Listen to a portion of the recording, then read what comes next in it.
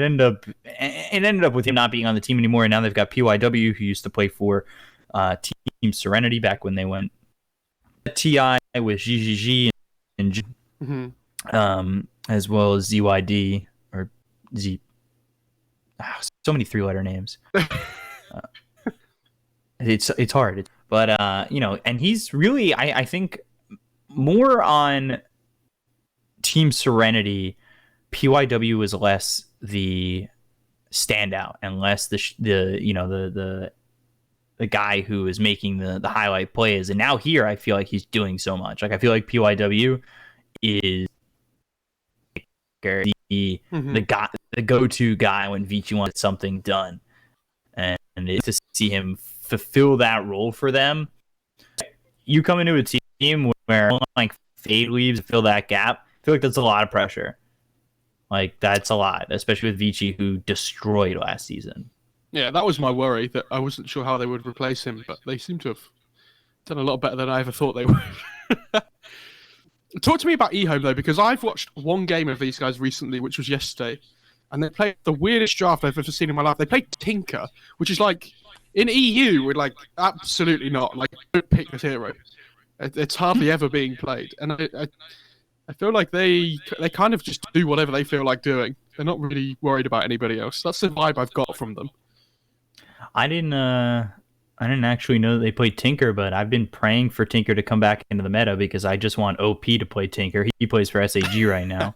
But I mean, Nothing to Say played it yesterday, and he was really, really good. I was pretty impressed. So, which to me is a little bit surprising because EHOME right now is a team that I think has been a little bit inconsistent. Sylar is one of those guys on this team right now who's been a little bit inconsistent, but I think the weakest, and I know that's a rough way to put that, weakest, it doesn't mean you're playing bad. It just might mean that I think on the team itself, he's not playing to what he could be, is Nothing to Say. I think a lot of the times he finds himself falling behind on mid, or maybe he just doesn't do enough on that hero to the point where Sylar just never gets enabled and Sylar shut down.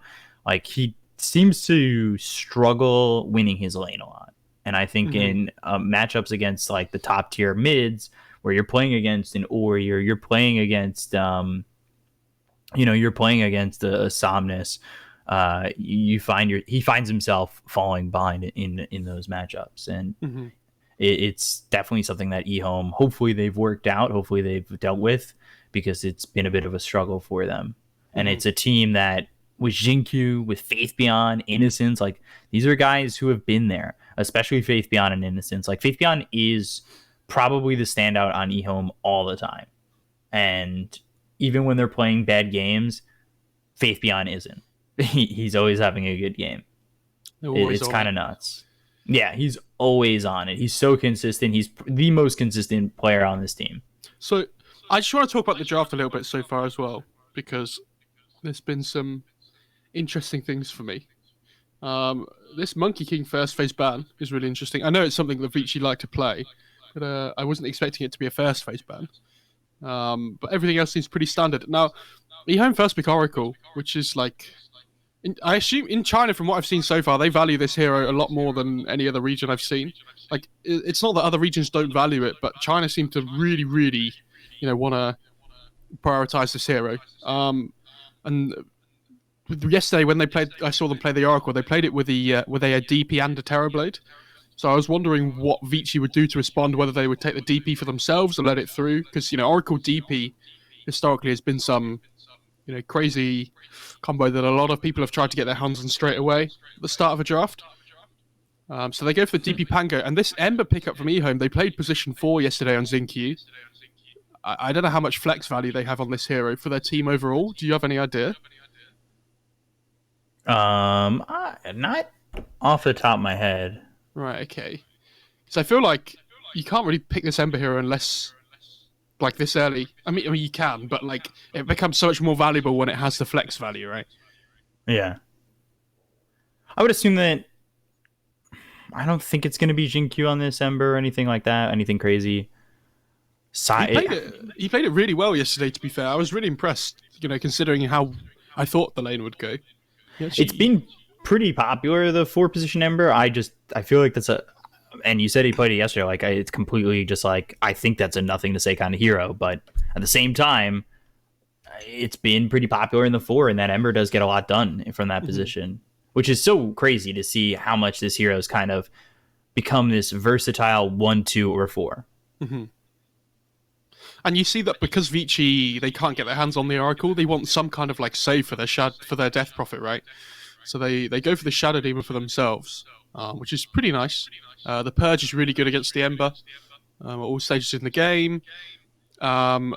It also kind of stops EHOME from being able to pick it themselves as well, because Shadow Demon, one of the best matchups against DP in general. When you apply that Purge onto the DP, it kind of gets rid of all her maneuverability in the fights, which is tends to be what she relies on a lot. But this Riki pick for EHOME is really, really pretty solid. Hasn't Faith BM and Zinky played this before as well for them? I'm pretty sure. Potentially, but I think Riki is, at least from what I saw in the EU CIS region, has been strictly one. Yeah, that's what I would assume. But I was just wondering if anybody else played it. Like, it's super good against all 3 of these Vici heroes so far. Shadow Demon, Panga's not really a hero that wants to buy BKB either, so if you can ever jump him and get the Smoke Cloud on top of him, tends to be not a massive threat in the fights. And they need somebody that can just jump the Shadow Demon at the start as well, because he's going to be priority target number 1 most of the time. And I think it turns into a Yang Pangolier with that Earthshaker pickup. That should be PYW on the Earthshaker, and then DY on the Shadow Demon. I'm wondering what they're setting up for in their last pick, though, as well, right? Because if you pick the Shadow Demon Shaker, you kind of want to protect a core very heavily as well at one point, right? I would assume. Yeah. Because, your Shaker can rotate to the safe lane early on. The Panga doesn't need too much help in the laning stage. Like, Shaker can mess with the creep wave really early on. Just try and give the Pango a massive advantage at the start. I would say the only way this isn't a Riki Sylar pick right now is like if they change to something that's like his standout hero, like a Lycan. He has seemed to play that hero a lot, and almost all the time when I'm watching Sylar, he's been playing that Lycan. But at least right now, I feel like the Riki's the one. Ember could still be the 4. Oracle could, may as well be the 5. I assume they're going to pick up their offlaner here. Something like Centaur still in the pool if they want to go for it, but they probably want something that plays a little bit better with the Ember as well in the laning stage. I am really unsure. Normally, when I come into a draft for a region that I know, it feels really easy, right? Because you see the same picks relatively all the time. But I feel like China's kind of has always done its own thing a little bit, right? Where they don't really every region does its own thing, but China's kind of like so separate from the whole Western side. Yeah, they form their own little meta. Some things are a little bit different. I'm not certain on this, but I feel like the 4 position Ember is kind of more popular here than anywhere else. Yes. Oh yeah, 100%. Sometimes that is also due to the fact that when I'm awake, Chinese Dota is the only thing on. But I don't get my chances to watch EU and CIS as much now. I do because I'm involved with it a little bit more. But just overall, I usually get stuck to watching this region, and I'm like, oh, this totally started here, and then it's like, it didn't, Ben. It started here in EU or CIS, and I'm just like, oh, well, my bad. So, but yeah, Vici, you're assuming it's core Ember and Clockwork, by the way. Yeah, with that Rubik ban. I mean, it's a pretty good Rubik game, to be fair. Like, it's pretty punishing against Shaker in general. Like, if you can ever get Fisher, it's such a long-range initiation. Like, you have no cast animation either, so the Fisher is pretty instant. I think they need some kind of like instant disable as well. Would be really nice on EHOME. I think they're lacking on lockdown, like hard lockdown, just a little bit. Because I worry for them at the moment that if Vici, if they pick up like a BKB hero or some kind of like really difficult to catch hero, then they might struggle to control them throughout a fight. Especially when there's the Shadow Demon to sit behind and save them as well. They have, except for the Timber, they've just gone after Eurus. Every ban is just like, Eurus isn't going to play Dota today. It's okay. Does Eurus play Ember though? I assume he does. Yeah, we've seen some safe lane Ember here and there. Because I'm wondering if they see a different. Yeah, I was gonna say, wondering if they see a different mid hero that they feel would be able to like play this aggressive style that they want to on EHOME. And I assume this means it's going to be offlane Ricky, by the way, or support Ember, I guess, with 3 clock. Yeah, because it could be the 3 clock safe lane Ricky mid Clinks, right?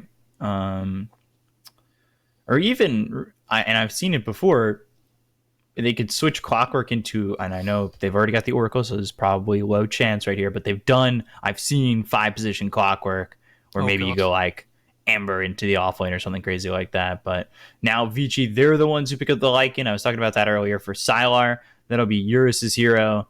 And then you've got Ori on the Death Prophet, offlane Pango, DY Shadow Demon, Earthshaker, PYW, Jinq on the Clinks. So it's a 4 Clinks, mid-Ember, safe lane Ricky, 5-position Oracle, and then that leaves it to be the offlane Faith Beyond Clockwork. Interesting. So I've seen some people do this 4 Clinks before. Not a huge amount, but I've been seeing people pick it up a little bit more. I know Era was playing it recently for NIP, and I haven't tried it myself yet, so I don't really fully understand how you're supposed to do what you do. But my assumption is that you kind of play it in a similar way that a Nyx does, right? Where you run around the map and you manage to get information for your team. I'd be very surprised if you didn't max out the skeleton walk. I think it gives you so much in terms of value on every single skill point, because you get attack speed, you get movement speed. I'm pretty sure the cooldown goes down as well, and the duration goes up. So yeah, you kind of like run around the map, get information. You have potential to just like get pickoffs as well, and you use Death Pact every time you get a kill, get 5 damage. It's pretty good going on a support. I do worry for EHOME though that this Lycan pick seems really strong. Like, I was talking about them not having a great amount of catch on EHOME, and all of a sudden Vici just last picked this Lycan, right? And they don't really have a way of just stopping him running at them. They're going to have to find a way to address that relatively quickly. Yeah, it definitely seems like a bit of a struggle there, because once he shapeshifts, you'll be lucky if you get a Fortune's End on him. But it definitely seems like it could be a bit of a struggle. Because the other thing is, right, for the Radiant side, they have this DP and Lycan cores though, right? And both these heroes are like really spell dependent, where they have Exorcism and they have Shapeshift. And if you don't have those spells up, you don't really want to fight. Like, the heroes don't offer. I guess DP does still a little bit, but Lycan doesn't really offer a massive amount in team fights if he doesn't have his Shapeshift up. So I worry for them that if they can't play on the dire half of the map, win a fight and turn it into objectives within their spell usages, they're going to find it really difficult to ever kind of like push on after they win a fight. I mean, Lycan does always push throughout, all points in the game, but it can be really difficult to go high ground, when they have buybacks or something in the later stages of the game, if you don't have your spells up yourself. Trying to figure out as well, while we're talking about this Lycan, what they're saying in chat. I'm always curious to see what the banter is in the Chinese region, because sometimes it seems a little bit ridiculous. Like, there was one game I was casting with Winter where they literally said they were going to bully Eurus, and that's exactly what they did. And it was just like, they sent like 4 heroes top to kill Eurus multiple times. It was hilarious. Oh dear. Poor guy. Yeah, is there a point where the battle begins? Maybe this Vici lineup falls off? Because, I mean, you've got objective-taking heroes that... Are they going to struggle to cap off the game, or are they going to just move way too fast for EHOME? It just seems like this might be a slow build-up for them. I think all of EHOME's cores come online at roughly the same time, though, right? Like, when Ricky gets Diffuser Blade, Ember's going to have, whatever he wants to go for, whether it's like a I don't know what the people in China have been doing, whether it's like a Maelstrom, or if he might go Vestal as well this game against the DP. We'll have to see what he chooses, but they have like a lineup that doesn't care about cooldowns, right, on the Steyr side. Or if you look at it in comparison to the Vici's side, they have this DP and Lycan, so EHOME are going to be running at them constantly, I assume, this game. Especially when Vici's ults are down, they need to try and make the most of that time to make the aggressive moves on the map themselves.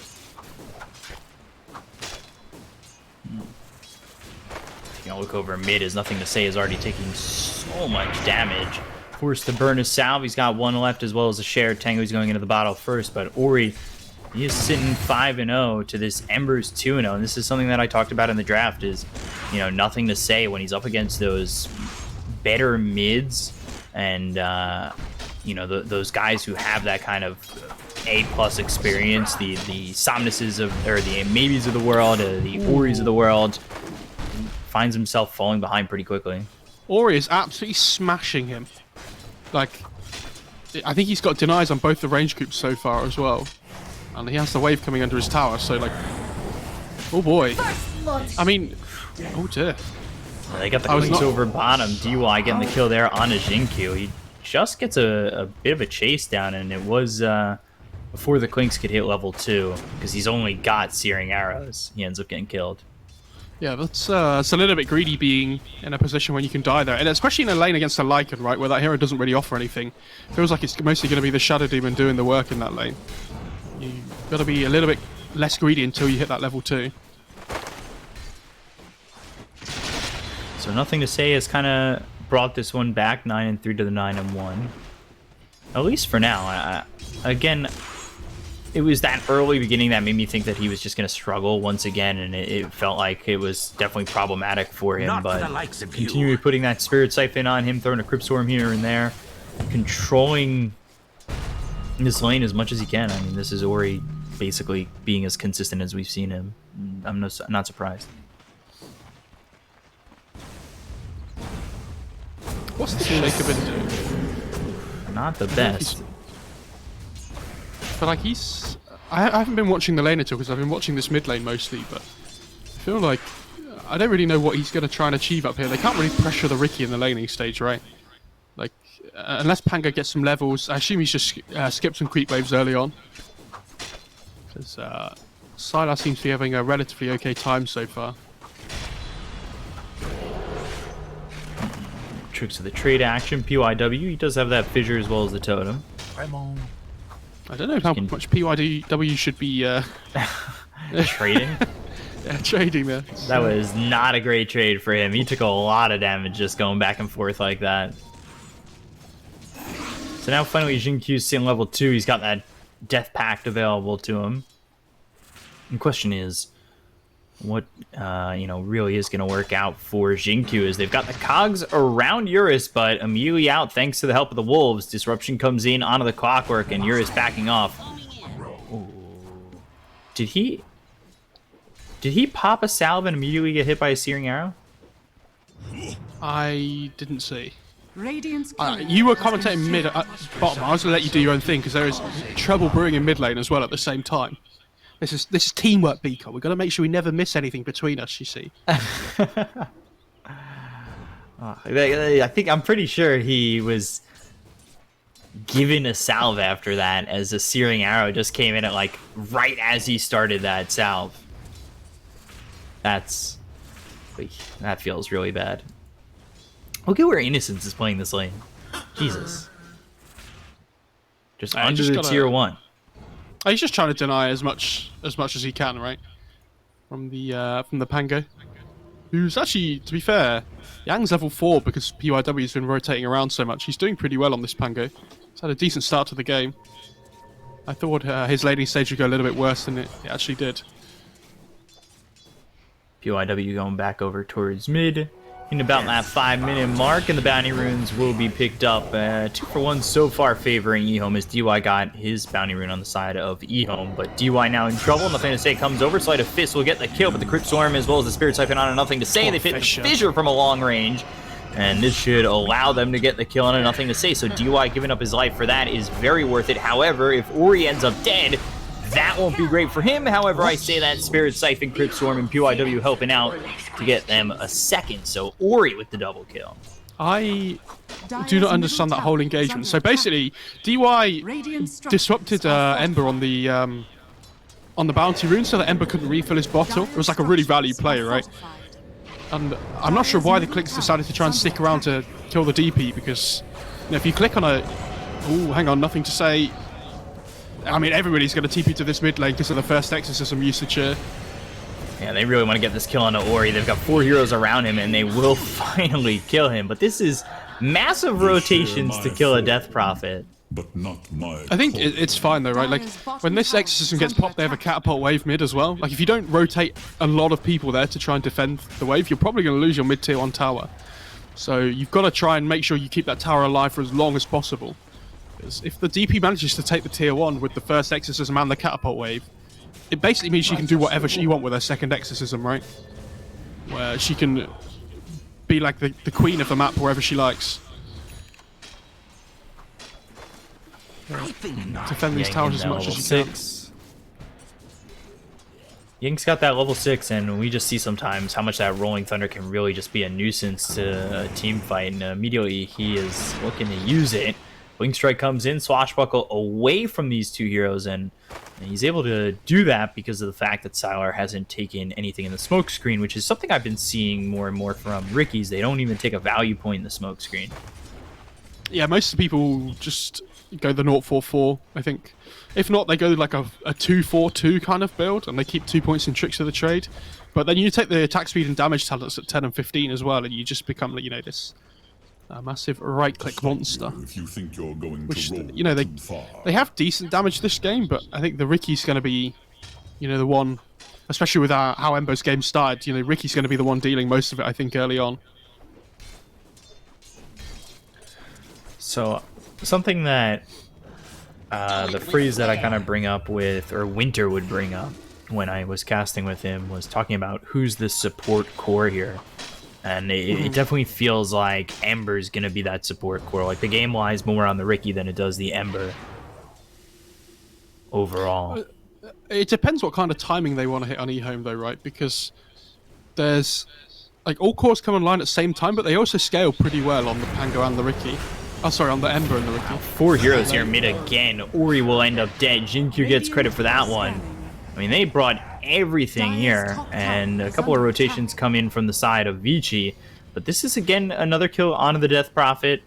Exorcism's now up for that next life that he'll have, but while this is all going down, Eurus is teleported over towards top. He's got himself that early Necro 1. And, well, Yang's continuing to just farm the lane, and he's sitting here with boots, 540 gold, and a Wraith Band, so he's doing pretty well, sitting just behind his own Lycan. I really like this rotation from Eurus as well, because it just secures the top tier 1 tower. You see PYW as well getting caught in the jungle. I think Xingqiu might be in a spot of bother. Yeah, Eurus is just going to chase him with that ult. Now they look over as the Swashbuckle comes into the Oracle, and he can really disrupt this fight with a good Rolling Thunder. But the good job done there by EHOME to split up. Now the question is, can they keep up and get back on top of Faith Beyond? The Rolling Thunder doesn't exactly do too much, and Yang's now under the tower. He is trying to survive, but he ends up dying under the tower, and Faith Beyond gets a kill, which is so much more than I think he thought he was getting, running away from this Pangolier.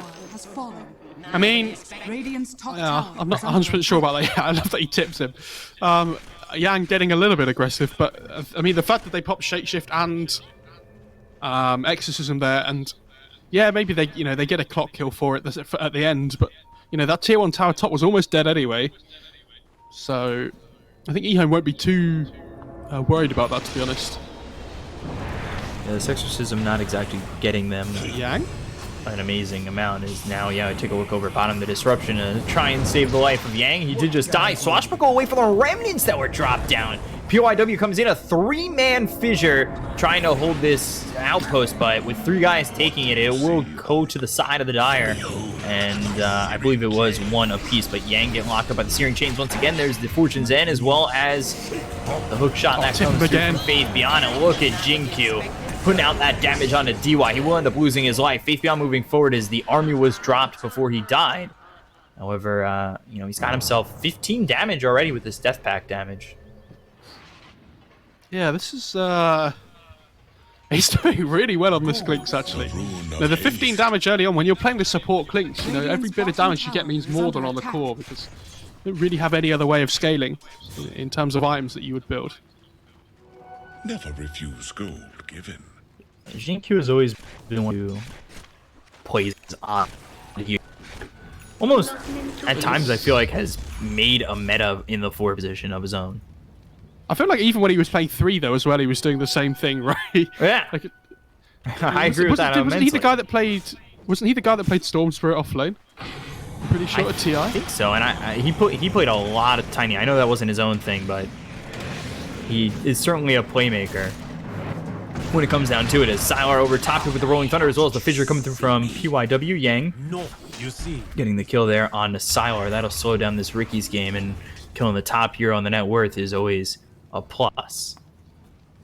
Yeah, they desperately need to get this Oracle to level 6. By the way, he's just bought the tome, so he is going to be pretty much there when the tome comes out. But you need this defensive capability at the moment because Vici are playing them up, really fast. They're using their ults really well.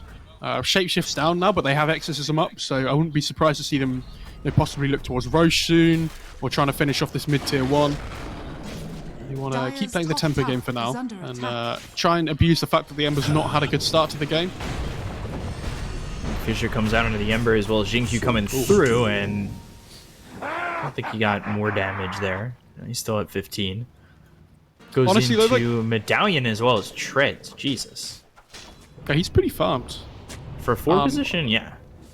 Honestly, the PYW tanking that gank there isn't the end of the world, right? Because they really wanted a core. Like, they wanted more, probably the Lycan, but PYW breaks the smoke himself. But at least Zinky didn't get damage from that kill, right? That's the big one. Is under attack. Fortune Zen Yang now locked up with the Blink Strike coming through. Oh, purifying flames! As well as those searing arrows. And Jinkyu didn't get damage on that one, but yet another kill for this Clinks. God. This is bringing me back to the days of Team Serenity. That was another team I lost my voice to when I was out in Vancouver for TI. Oh god, yeah. I mean, it was such a good TI. I'm really sad about this year, but you have to say it's obviously definitely the right thing to do. It's just a shame that we're not going to have that capability to watch it online either. I know a lot of people that were gonna try and get tickets, but it's such a big point of the year for everybody that plays Dota. Like, everybody kind of like organizes like not necessarily meetups in person to watch it, but like everybody gets in Discord calls together and all sorts. It's such like a monumental moment.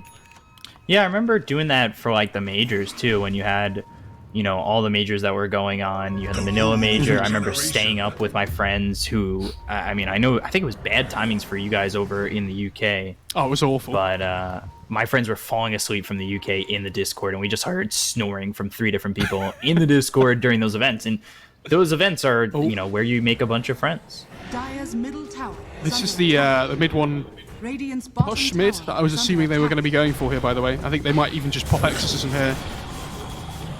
Going to the Shapeshift slight comes through from Nothing to Say. The army's been dropped down by Jinkyu. This is deterring them quite a bit. Hookshot from Faith Beyond. He picks up that haste now here with the Yules. This is a problem for Faith Beyond. The Fortune's End comes in, as well as the False Promise to keep him alive. The Silence sits out of the Oracle, as well as the Clockwork. Yang thinking about that Rolling Thunder to go back into this fight. What a Good fissure. 3-man fissure from PYW.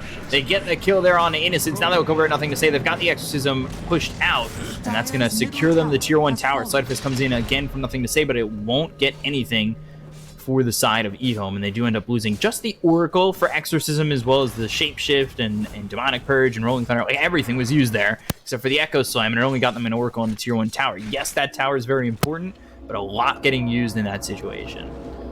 So my question for EHOME now is, what can you get done now that both these ults are on cooldown? I talked about it at the start of the game.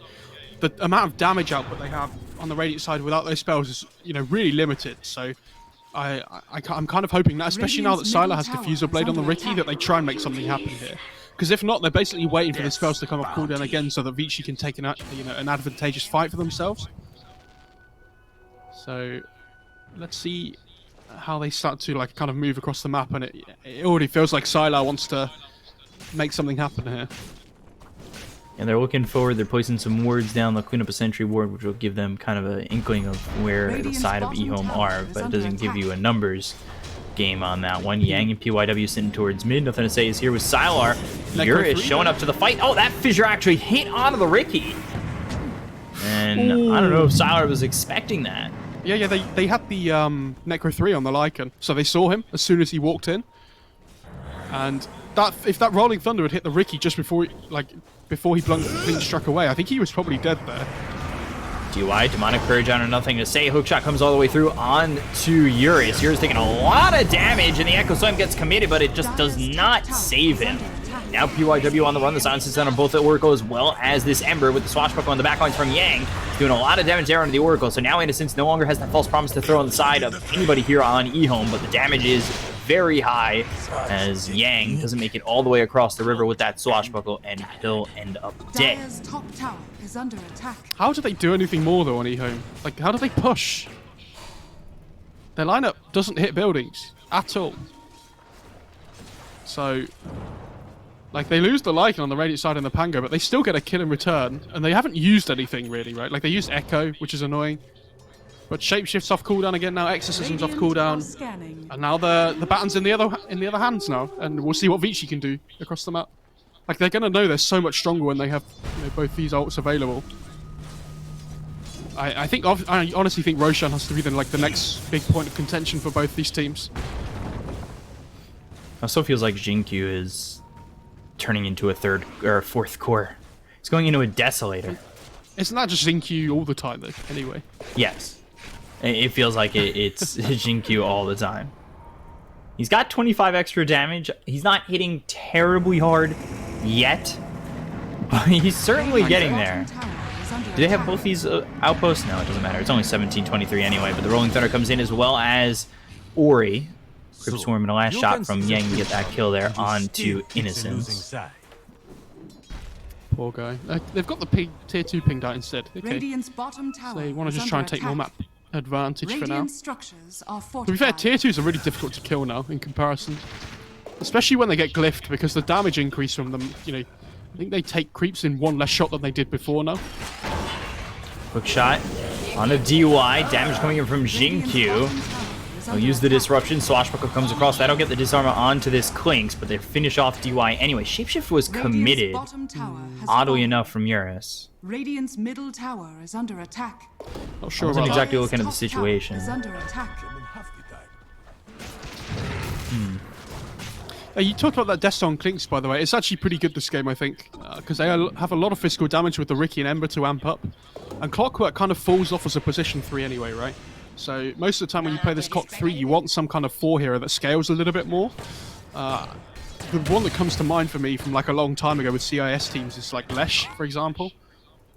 But Clinks definitely seems to be flavour of the month at the moment, and his skill build is definitely the right thing to do. If you're maxing Searing Arrows on Clinks at the moment, please stop it, because the other 2 skills are just so much more valuable. Like, if you look at the difference between what Searing Arrows do and what, you know, the other 2 skills do, it's unreal for each skill point what the damage is. Like 10 damage on Searing Arrows for a skill point is so low value. Rolling Thunder comes in, and now Faith Beyond in a little bit of trouble, but they've got themselves the false promise as well as the hook shot towards Nothing to Say to get out of there freely. They want the Oracle though. Oh, PYW has Blink. Fissure hitting onto the Clinks, but they need to follow this up, or at least try to. It's so scary for them to take fights without the Lycan Shapeshift up though. Like he's so easy to kill off because he just doesn't have an armor item at the moment. Like, he needs the maneuverability from the hero in the Shapeshift itself to be able to, you know, offer any kind of threat in the fights. Otherwise he kind of just gets blown up really quickly by like the Clinks, the Ricky, even the Ember as well. Here's the Lycan Wolves attacking the outpost. It's crazy to me that this Clockwork is more farmed than Yang, and Clinks is almost as farmed as Yang too. The Silence comes in with the Ricky as well as the Clockwork. Now they've got the Spirit Siphon on top of Faith Beyond, who runs in there and loses his life immediately. Now the Yules follows it up onto Innocence, and he'll try to survive this onslaught that comes in from Vici, but just won't. He is very overwhelmed, and Echo Slam was thrown down on his Jinkyu as they get a kill onto the Clinks. 3-0 in favor of Vici there. It's just so much easier for them to take fights on the Radiant side whenever they have their spells up. Like, Dire have to play perfect in this game to be able to try and take them. And I don't know, if anybody's ever caught out of position, like it's really difficult for this Oracle to ever be in a decent position to try and save them, right? Because they have so much jump. Like, there's a Pango, there's a Shaker, there's a Lycan popping ult as well. Like, DP can just run in.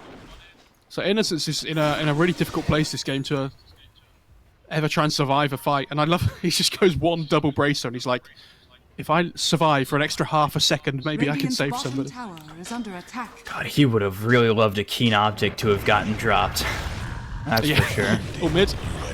Yeah, they've got Yang in a bit of trouble. He's silenced and dead. Xingqiu gets the kill and a hook shot across the river all the way through to PYW. Spirit Vessel Blink Strike and down he goes. They're looking for a third and they'll make it a third. DY, he'll fall. Sylar with the double. Good job from you. That's really sloppy by Vici though as well. Like when you don't, I'm gonna keep harping on about it, but when you don't have your spells up like that, you can't play as aggressive, right? Because EHOME have this really good pick-off lineup.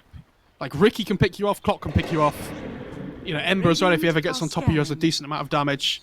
And they kind of just die one by one there, you know, thinking about possibly saving each other. You've got to be ever so careful. One of the things, and I'm going to keip doing this because I learned a lot when I got to cast with Winter, so I'm going to just try and emulate what he used to tell me, was when you don't have your abilities ready to go, if you're not ready to go, this line, or that may not be exact, you don't want to be across it. And Vici were kind of like over here, across that line, without the shapeshift, without the exorcism, and they get picked off. I mean, that's a spot where EHOME could take him out. Yeah, it's kind of like roughly the same as the river line, but you kind of have to include the outposts as well, because they're the big. Hopefully, I didn't botch that line. Or just Winter's not watching, and I'm okay. Oh yeah, then it doesn't matter, does it? Can't call you out if he's not watching. Nobody can tell him for, you know, me messing that one up.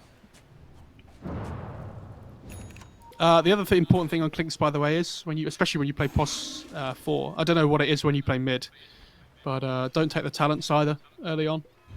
It's the especially the level 10. Like you could probably take the 15, but the skill value points are just so much more worthwhile.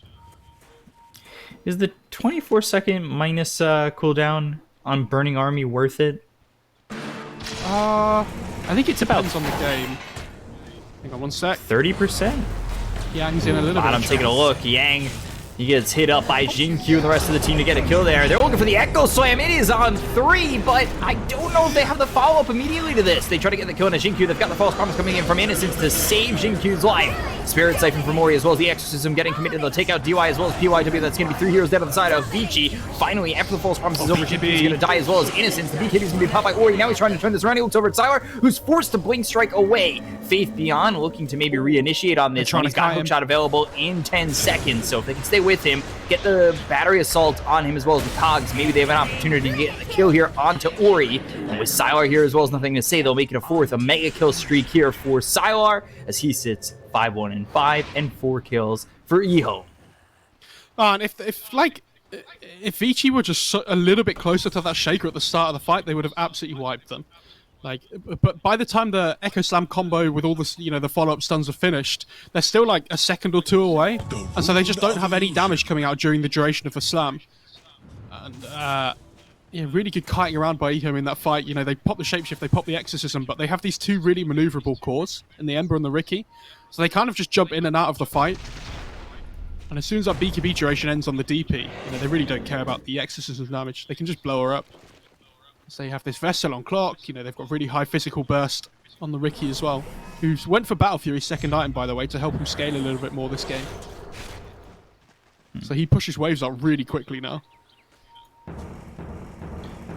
With the items that they've picked up so far on EHOME, are they still going to struggle with taking buildings, or has, you know, Xingqiu really helped them out with the minus armor? Oh no, they still take...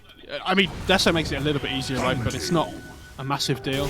The cores themselves just don't push buildings too well. I don't think too much is going to help them with that, unless like Ricky gets another damage item or something after the BKB, which I assume he will, so he'll be able to hit them, but it's not really the hero you want at the front. Hookshot onto DY as well as the cogs. That actually pushes him up onto the high ground. The Rolling Thunder comes in and doing a lot of damage out onto Innocence. Shield Crash on top of Innocence, but won't be enough to get the kill, and DY survives. I think he missed that swashbuckle. I'm pretty sure. At the end. The entry one? No, the one at the end, just after Rolling Thunder.